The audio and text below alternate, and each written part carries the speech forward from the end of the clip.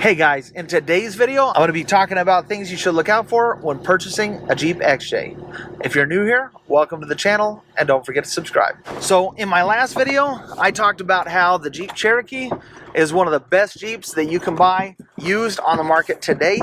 I just wanted to go over a few things that I personally look out for when buying a used Jeep or pretty much any used vehicle. And the first thing I would look out for is rust. The first thing you want to do is climb underneath it. Now, looking underneath it, we're going to be looking for rust. We're going to be looking for leaks. We're going to be looking for anything that doesn't look right. A little bit of rust is okay. It's not that big of a deal. Almost all rust, I take that back. All rust is repairable, but it's a matter of how far you are willing to go to have to repair that rust. Now, floor pans, if they're rusted through, it's not that big a deal. You can get floor pans put in. It's relatively easy if you don't know what you're doing or you can't afford to pay somebody to do it. I would recommend against it, but that's one of the easiest rust spots to fix. If there's any rust in the unibody frame rails, I personally would completely stay away from it. I don't feel like that's worth fixing at all. You're going to put 50 times more work into fixing it than what it's worth. And that's just not worth it for me. So any rust through the unibody frame, I would just completely stay away from it. Don't even touch the thing. Just say thank you for your time and go on your merry way. Now, if it had a good drivetrain, I might just buy it just for that, to be honest with you. But it would have to be a killer deal. Now, while you're underneath looking for rust, you want to make sure that you're looking for any leaks. Now, a really common place for the XJs to leak is at the back of the valve cover. It's really easy to fix. It's a cheap fix. Just about anybody with a set of tools can do it. Doesn't require much mechanical ability at all. And there are a ton of videos on how to fix it. I might put one out in the future as well because mine's leaking too. Now, something that's really important to consider is if you're going to be purchasing, if you want to purchase a Jeep that's already modified or something that's a little more stock.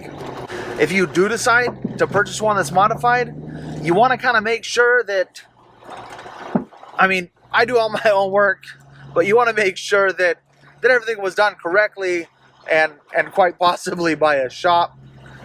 Now, I'm not saying don't trust backyard mechanics, but like you never know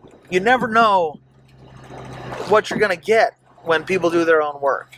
I mean, I will tell you, I've done some questionable modifications to vehicles before, but me personally, like, I can never live with myself if I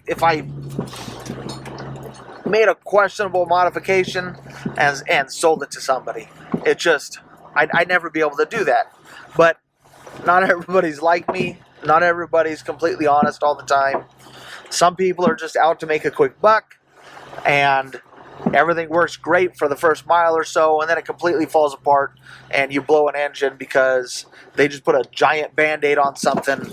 Now, when it comes to buying a modified Jeep, one thing that I specifically would look out for is if it's lifted or not, how high it's lifted, and whether or not it has a slip yoke eliminator. Now, transfer case drops are great and all, but the white Jeep on my driveway had like a 5.5, 6-inch lift on it, and all it had was a transfer case drop, and it's not great. I mean, a little bit of an angle is fine, but you're dropping that transmission really far down. That's dropping the engine backwards. Your fluids aren't flowing the way that they're supposed to all the time. You're going to end up with stress in places where there shouldn't be stress. You're going to be blowing out motor mounts faster than you normally would. There is a long list of problems that can come with a transfer case drop. Now, a little bit of a drop is not an issue, but you really want to be careful. If you don't know what a slip yoke eliminator is, I did a video on installing one. Go ahead and click. Is it over there? Click in one of those corners. It'll pop up. And check out that video. So now, up to this point, you like everything you see, and now it's time to take it out on a test drive. Now, my biggest word of advice to anybody test driving any vehicle is don't baby it. Me personally, I have a really bad habit. When I go out on test drive something, I test drive it as if it's somebody else's car.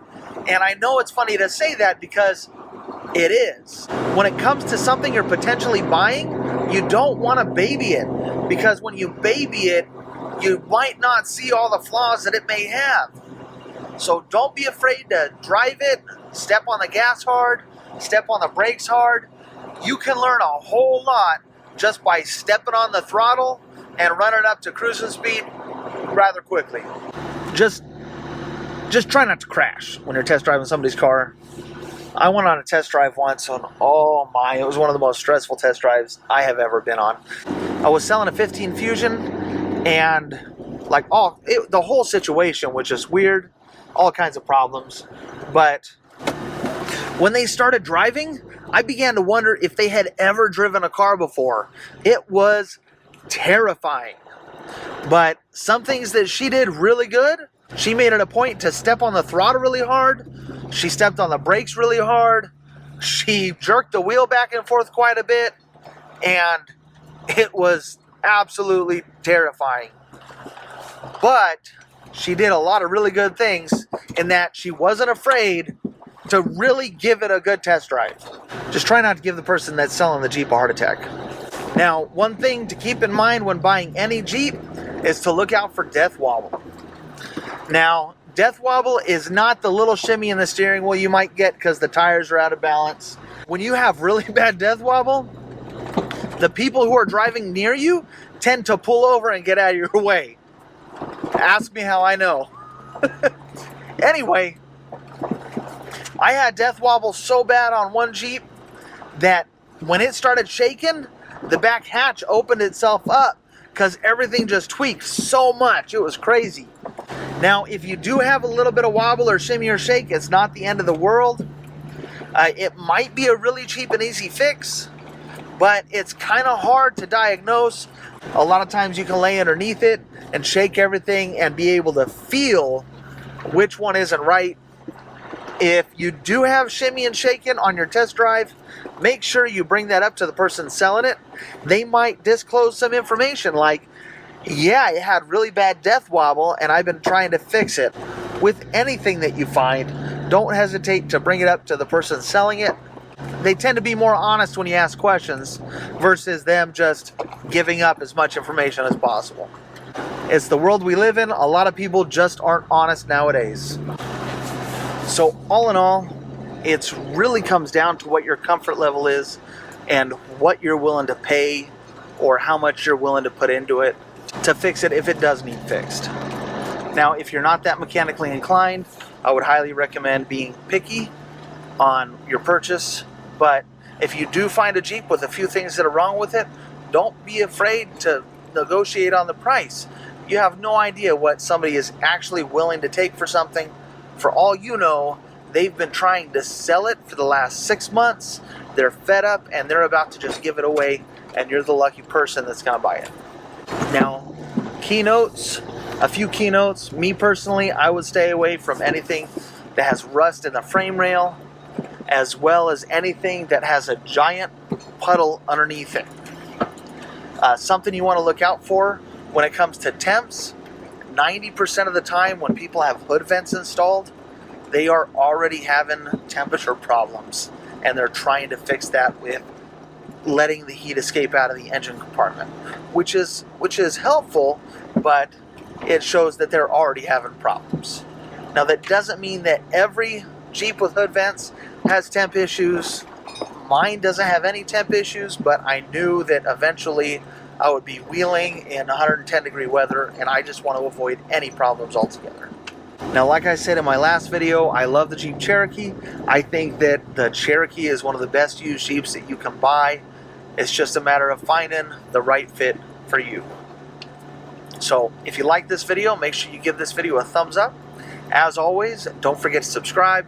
You can check me out on TikTok at It's Project Venture, as well as Instagram at It's Project Venture. Thanks for watching.